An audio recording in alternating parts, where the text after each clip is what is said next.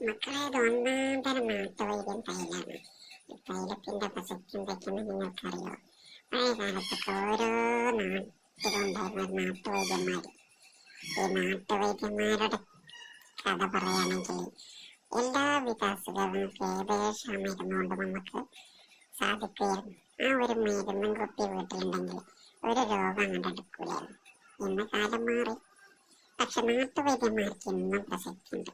അവരെത്തുന്നുള്ള ഓരോ തൈലൊക്കെ വളരെ എഫക്റ്റീവാണ്. ഒന്ന് വേണമെങ്കിൽ വാങ്ങി ഉപയോഗിച്ച് നോക്കിക്കോളി. മക്കളെ, ഇത് ഒന്നാം തരം നാട്ടുവൈദ്യം തൈലാണ്. ഈ തൈലത്തിന്റെ പ്രസക്തി എന്തൊക്കെയെന്ന് നിങ്ങൾക്കറിയോ? പഴയ കാലത്തൊക്കെ ഓരോ നാട്ടിലുണ്ടായിരുന്ന നാട്ടുവൈദ്യന്മാര്.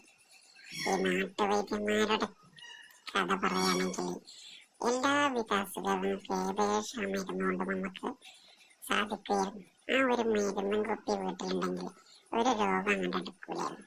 ഇന്ന് കാലം മാറി. പക്ഷെ നാട്ടുവൈദ്യന്മാർക്ക് ഇന്നും പ്രസക്തിയുണ്ട്.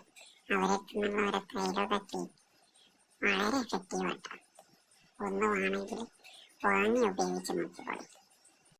മക്കളെ, ഇത് ഒന്നാം തരം നാട്ടുവൈദ്യം തൈലാണ്. ഈ തൈലത്തിന്റെ പ്രസക്തി എന്തൊക്കെയെന്ന് നിങ്ങൾക്കറിയോ? പഴയ കാലത്തൊക്കെ ഓരോ നാട്ടിലുണ്ടായിരുന്ന നാട്ടുവൈദ്യന്മാര്.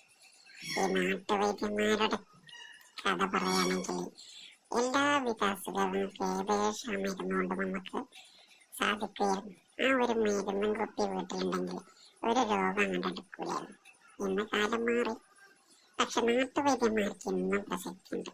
അവരെത്തുന്നുള്ള ഓരോ തൈലൊക്കെ വളരെ എഫക്റ്റീവാണ്. ഒന്ന് വേണമെങ്കിൽ വാങ്ങി ഉപയോഗിച്ച് നോക്കിക്കോളി.